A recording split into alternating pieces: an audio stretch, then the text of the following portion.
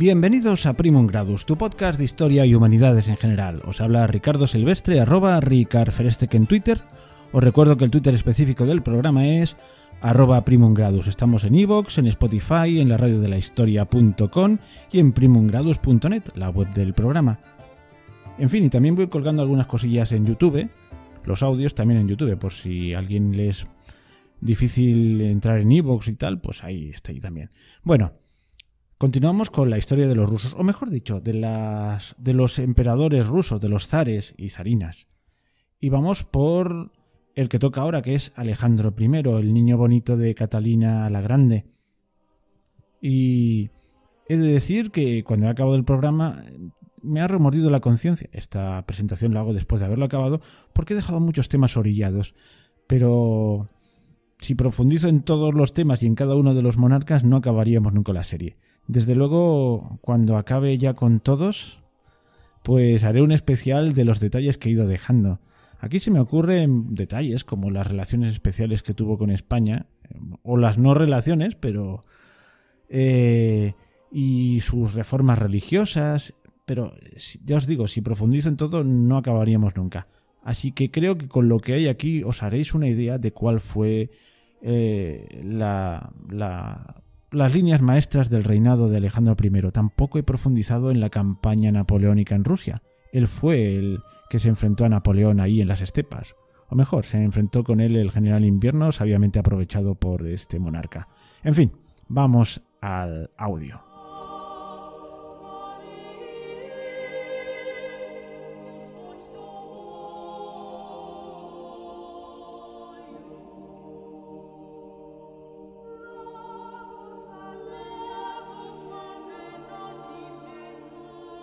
Habréis notado que sobre todo a partir de Pedro III el Grande, en toda la sucesión de zares y zarinas, pues hay como una especie de tensión interna entre las ideas modernas que vienen de Europa, sobre todo de los ilustrados franceses, y la realidad que tienen que afrontar.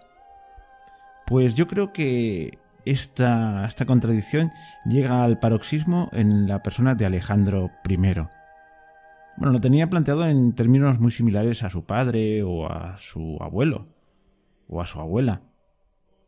Pero es que en él todo fue como más dramático, porque no se hizo la idea de compaginarlos. Quiero decir, él sabía que era un autócrata, ese era el título que recibía, autócrata. Pero por otro lado tenía ideas, digamos, liberales, poner las comillas que queráis. Y veía claro que habían cosas que había que mejorar, entre otros la situación de los siervos, pero se veían incapaces. Sus antecesores, sobre todo los más prominentes, Pedro el Grande y Catalina la Grande, pues asumieron esta contradicción, hicieron lo que pudieron y donde no pudieron pues se quedaron, digamos, tranquilos. Pero él no, él vivió estas contradicciones internamente. Y ese es el gran drama de su reinado. A ver, empecemos por el principio. ¿Cómo se llamaba de principio? Pues Alexander Pavlovich Romanov. Era hijo de Pablo Petrovich Romanov. Por entonces, cuando nació, era el gran duque. Y luego acabó siendo el zar Pablo I. Y su madre era la zarina María Feodorovna, de origen alemán. No os voy a contar otra vez la historia, sobre todo a los que seguís ya esta serie sobre Rusia. Y atención, y nieto de Catalina II, Catalina la Grande, también alemana de origen. Y era el ojito derecho de su abuela. De hecho, lo que ella deseaba es que le heredase él y no su padre.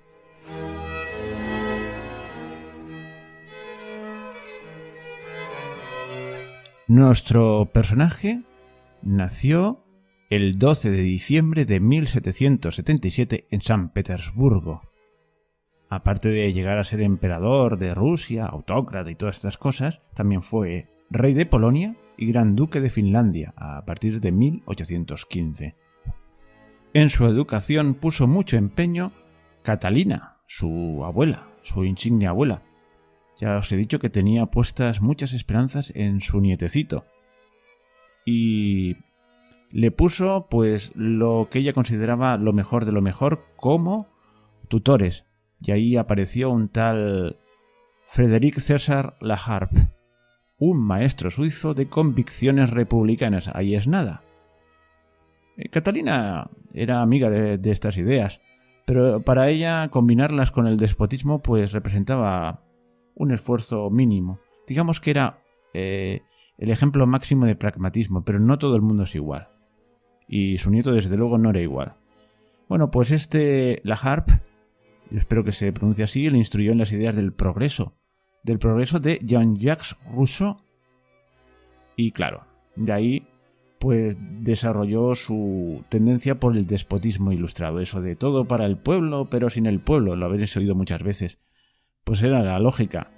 Si tú estabas por estas ideas tan ilustradas, tan de progreso, y veías que eras irremediablemente un autócrata, pues la única manera de llevarlas a cabo era con el despotismo. Al fin y al cabo llegabas a la convicción de que el pueblo no se enteraba mucho, pero tú lo ibas a salvar. Ese es el convencimiento de uno tras otro los zares que le precedieron, cada uno con su particular matiz, pero todos iguales. Y no solo en Rusia, en muchas partes más de Europa. El tutor en el arte militar era Nikolai Saltykov. Nos acordamos de Saltykov, un apellido ilustre, amante de Catalina. Y le enseñó las tradiciones de la aristocracia rusa. Además, Alejandro heredó las costumbres militares prusianas de su padre, ¿os acordáis? Su padre, por despecho a su madre, Catalina la Grande, a la abuela, pues arrinconó un poquito las tendencias más afrancesadas y volvió a imponer el espíritu prusiano en el mundo militar. En fin, que su formación, su educación estuvo marcada por tendencias muy distintas, pero la principal no cabe duda que fue la de Catalina, su abuela, la emperatriz Catalina la Grande, que hizo ella misma de maestra. Porque lo adoraba no a él solo, lo adoraba junto a su hermano Constantín, su hermano menor. Los dos nacieron uno detrás del otro, y los dos fueron literalmente secuestrados, valga la palabra, y apartados de sus padres, el zar y la zarina, Pablo y María Feodorovna, y criados como futuros herederos, y en ellas volcó todo el cariño que no había volcado en su hijo Pablo, con el cual se llevaba a matar. Dedicaba mucho tiempo a estos dos niños, y para ellos incluso escribió fábulas, cuentos infantiles y no sé, algo parecido a libros de texto. En ellos ellos revelaron la parte más tierna y maternal de Catalina, que siempre ha aparecido en la historia como una reina dura, una zarina dura y ninfómana y una cosa así muy... Pues no, con ellos volcó su ternura maternal. Y en ellos también depositó sus sueños. Ya hemos dicho que era muy pragmática, pero tenía sueños. Ella también soñaba. La dura Catalina soñaba. Y soñaba en la restauración del Imperio Bizantino, y sus nietos debían desempeñar el papel principal en la construcción de esta empresa. Alejandro, el mayor, el heredero de la corona, recibió su nombre en honor al príncipe Alejandro Nevsky, el vencedor contra la cruzada teutónica en el año 1240. Por otra parte, Constantín fue bautizado en honor al emperador romano Constantino el Grande, que se asentó en Bizancio y le dio el nombre de Constantinopla. Estaba claro que Constantín tenía como destino acceder al trono de esta ciudad, que entonces estaba tomada por los turcos otomanos.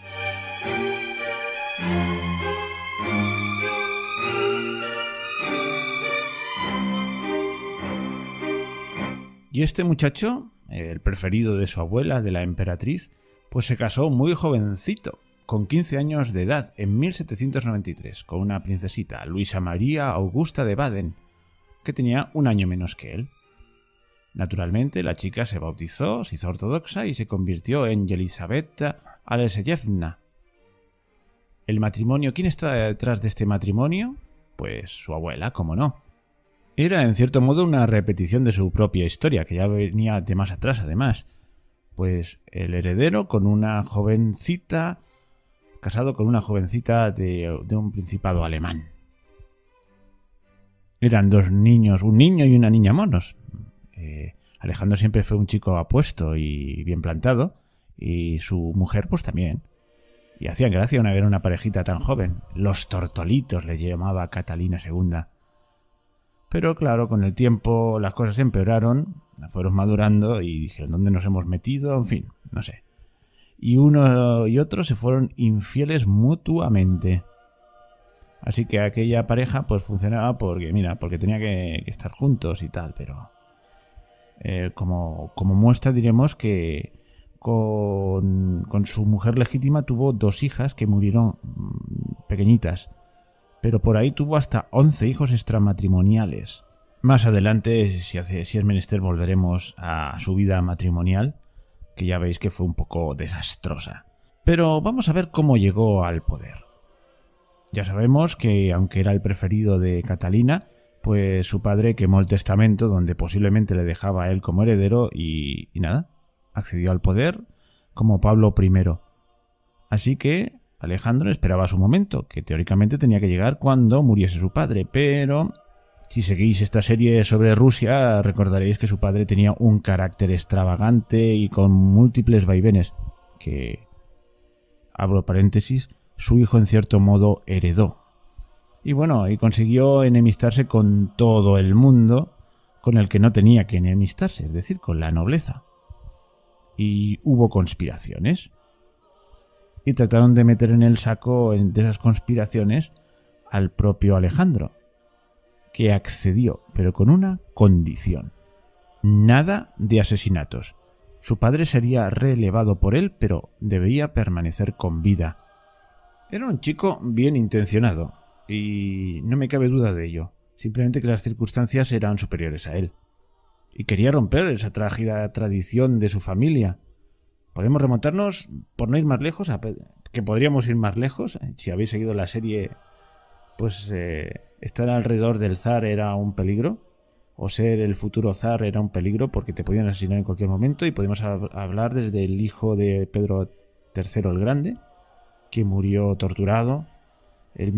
Su mismo abuelo murió también en manos de una conspiración. Había por ahí un zarevich que que desde pequeñito estuvo prisionero, ¿os acordáis? Con Isabel I. Y luego Catalina intentó mantenerlo todavía en prisión, pero acabó muerto con 23 años. Bueno, en fin, que había una tradición realmente gore en la familia, y él intentó que esa tradición se rompiese. Así que los conspiradores le dijeron que sí, tranquilo. Lo que haremos es presentarle un papel para que abdique y ya está. Le presionaremos, pero no lo vamos a matar. Bueno, la historia ya la sabéis. Le presentan el papel, no lo quiere firmar y, bueno, le pega una paliza y lo matan. Esta es la triste historia. Acto seguido, pues Alejandro en marzo de 1801 pues acaba siendo coronado zar. Pero tiene un remordimiento grande de conciencia. Se sabe zar por la muerte, por el asesinato de su propio padre. Y por testimonios de la época, por cuando hablaba, sincerándose con gente, que siempre es imprudente en un monarca, pues se veía que el asunto era como un lobo que le roía la conciencia a lo largo de su vida.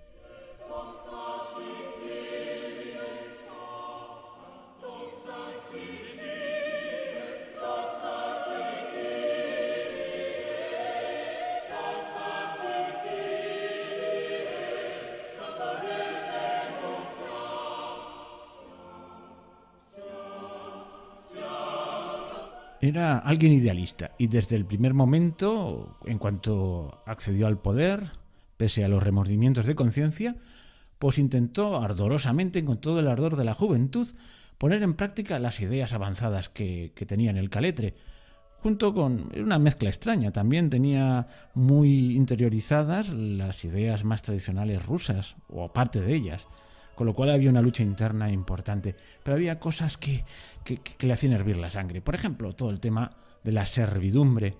Ese es el tema de Rusia durante el siglo XVIII y el siglo XIX. Y ya lo vimos planteado en Pedro III el Grande, en Catalina y todo lo que hay por en medio, y nunca se acaba de resolver. ¿Por qué? Porque era la piedra axial sobre la que descansaba todo el orden social. El orden social estaba comandado por la nobleza, y la nobleza no veía salida a una vida sin siervos. La servidumbre era un sistema no de esclavitud, de semi-esclavitud. Oficialmente no eran esclavos, pero eran campesinos adheridos a la tierra. Y cuando se vendía un lote de tierra o se enajenaba, iban los campesinos con ella. Esta era la medida estrella de su desideratum: acabar con la compraventa de lotes de hombres. Él pensaba que eso hacía de Rusia el país más bárbaro de Europa. No lo consiguió. Y eso fue otra rémora para su conciencia.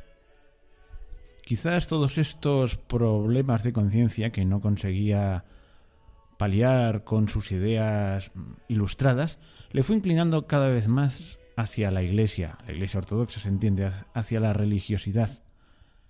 Bueno, pues en el primer momento sus deseos de reforma se reflejaron en la creación de un comité privado, que algunos llamaban irónicamente el Comité de Salut Publique, rememorando el Comité de Salvación Pública francés, el de Robespierre y tal.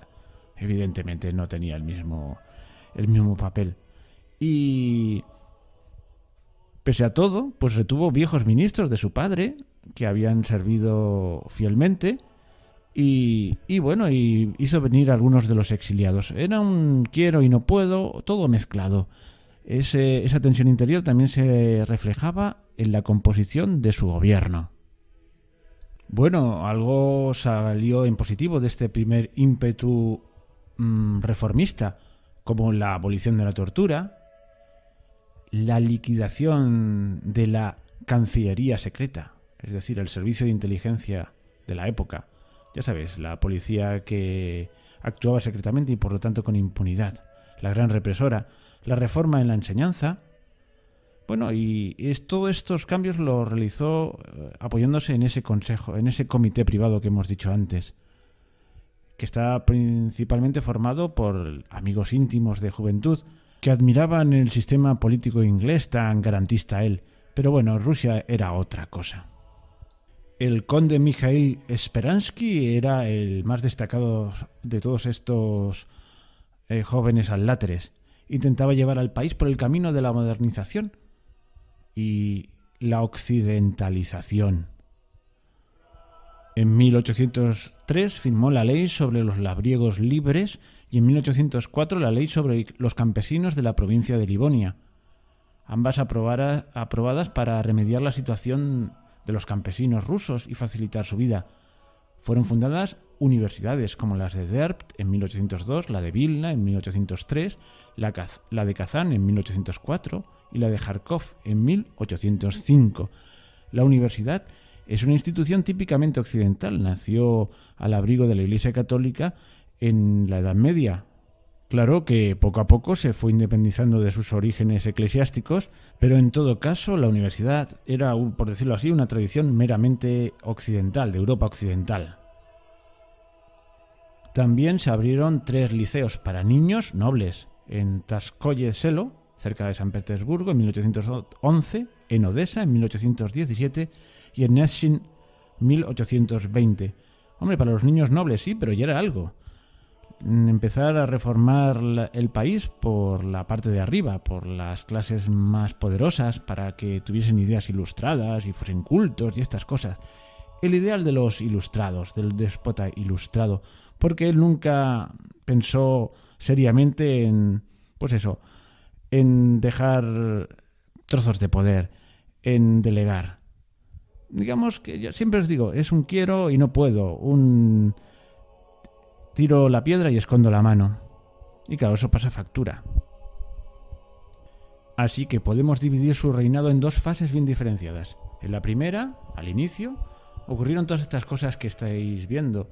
Y Speransky es el que intentó llevar a cabo las ideas progresistas sobre la modernización del Estado, la liberación de los campesinos, el fin de la servidumbre. Pero bueno, poco a poco fue cambiando de esas ideas que llevaban a algo similar a una monarquía liberal. Poco a poco fue pasándose a unas ideas más absolutistas. Pero por el camino se había creado un nuevo sistema de dirección del Estado, el Consejo de Ministros y el Consejo de Estados, dirigido por un Senado. pero el Senado al final no tuvo las atribuciones que, yo que sé, podía tener los parlamentos ingleses ni cosas por el estilo. Siempre fueron manejados por el monarca. Los historiadores llaman a su reinado el de las esperanzas frustradas, porque en la segunda fase cambió totalmente, ya os dije, su visión de la política. El punto de inflexión fue su enfrentamiento con Napoleón. Napoleón era el estadista teóricamente ilustrado y que iba a llevar la libertad, pero poco a poco se fue enterando de su verdadero bagaje y llegó a la conclusión de que este hombre en realidad era un tirano más. Total, que poco a poco el influjo de Mikhail Speransky, el gran reformista, fue a menos hasta que en 1812 fue alejado de la corte, desterrado a la ciudad de Perm, en los Urales. No era Siberia, pero se le parecía bastante. Hemos nombrado como de pasada a Napoleón. Vamos a ver su relación con Napoleón y con Francia. En 1805 se adhirió a la tercera coalición de las potencias europeas contra Napoleón, pero las derrotas sufridas por sus tropas en Austerlitz y en Eylau y en Frieland lo forzaron a firmar la paz de Tilsit, 1807, y Erfurt, 1808. Los testigos cuentan que durante la batalla de Austerlitz, después de que las tropas rusas empezaron a retirarse, el emperador Alejandro I intentó parar a los soldados con el grito: «¡Parad! ¡Estoy con vosotros! ¡Vuestro zar está con vosotros!». Pero bueno, evidentemente no lo consiguió. Tras la paz de Tilsit y concertar una alianza con Napoleón, Alejandro I emprendió guerras victoriosas contra Turquía y Persia y Suiza, y consiguió anexionar al Imperio ruso los territorios de Finlandia, el oriente de Georgia, el norte de Azerbaiyán, Besarabia y una gran parte de Polonia. Caramba, concordia con Francia, ¿eso era su política exterior? Pues no, dio un bandazo. Su política exterior era la política de los bandazos, se parecía mucho a su padre. Ya en 1812, el 24 de junio, comenzó la invasión del territorio ruso por parte del gran ejército de Napoleón. Las guerras napoleónicas fueron una página muy destacada en la historia mundial y de Rusia. Es la primera gran guerra patria, la guerra patria de 1812, y afectó a toda la vida política, social y cultural del país. Para saber más de esto, pues tenemos la maravillosa obra Guerra y Paz, que yo la he intentado asaltar 4 veces. Espero que a la quinta irá la vencida. Es un libro, bueno, hasta donde yo he llegado, sumamente interesante. Pero bueno, si queréis saber más sobre la campaña de Rusia, de Napoleón, hay muchos podcasts donde os podéis informar. Es que me dirás, ¿te quieres escabullir? Sí, me quiero escabullir porque la historia bélica no es lo mío. Pero bueno, sabéis un poquito la historia de cómo fue aquello. Usó la táctica de tierra quemada, muy útil contra el enemigo en las grandes extensiones rusas, pero un poco salvaje el asunto, porque significaba arrasar tu propio país y los pobres habitantes, cuando volvían a su tierra, pues no tenían nada. Pero bueno, pues fue su sistema y le resultó bien. Fue una guerra muy dura y con grandes batallas. La primera y más sonada fue la de Borodino, con grandes bajas por ambas partes. Parece ser que incluso más en los franceses, o sea que fue un poquito una victoria pírrica. Pero bueno, ya sabéis el final. Napoleón pierde la guerra, hago spoiler. Así que las tropas del zar, de Alejandro, pues fueron avanzando por Europa. Después de la retirada, la desastrosa retirada francesa de Rusia, que fue casi peor que las propias batallas, murieron muchos franceses, es prácticamente el acto de defunción del Imperio Napoleónico. Bueno, pues él fue uno de los principales impulsores de la Santa Alianza. En el Congreso de Viena, que se inauguró en octubre de 1814 y duró hasta el 8 de junio de 1815, se firmó el acta de restauración legitimista. En el Congreso aquel, para ver lo que pasaba después de vencer a Napoleón, pues se reunieron los principales monarcas de Europa, bajo la dirección de las potencias vencedoras, Rusia, Austria, Gran Bretaña y Prusia. Se ordenó el escenario europeo tras el periodo napoleónico y se estableció, pues eso, la Santa Alianza para la defensa del régimen monárquico y antiliberal. Y aquí sabemos algo de esto en España, los 100.000 hijos de San Luis y estas cosas. Además, en esas reuniones, junto con Alejandro I, pues estaban Metternich, el británico Arthur Wellesley, el duque de Wellington y el Bueno, Arthur Wellesley es el duque de Wellington, perdón. Talleyrand, el ministro de Asuntos Exteriores francés, vaya elemento, que estuvo con Luis XVI, con la Revolución Francesa, con Napoleón, y ahora estaba con la Restauración Francesa. Un superviviente nato.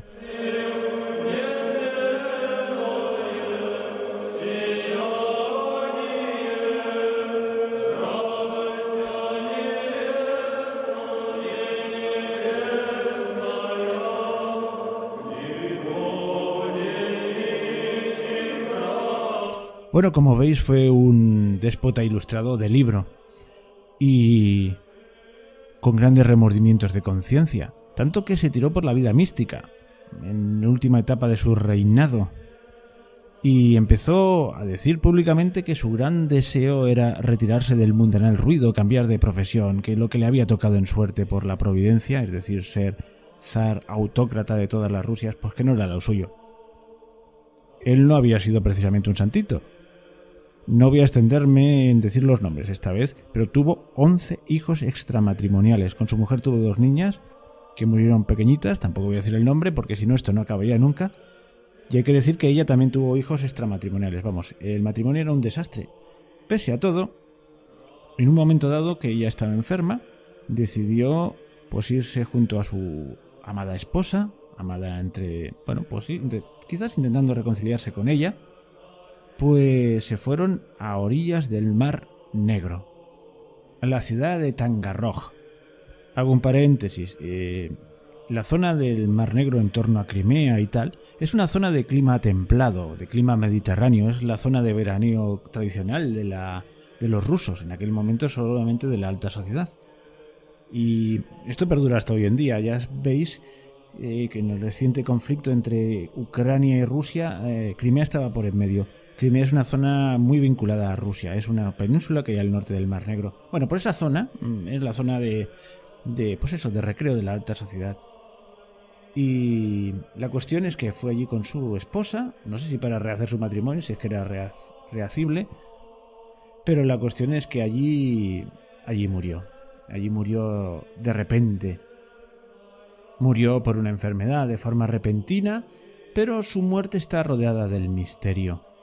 Porque con las declaraciones que había hecho antes de su deseo de retirarse de la vida mundana y retirarse, pues eso, a un monasterio y tal, pues empezó a correrse la voz de que en realidad no había muerto, sino que había huido.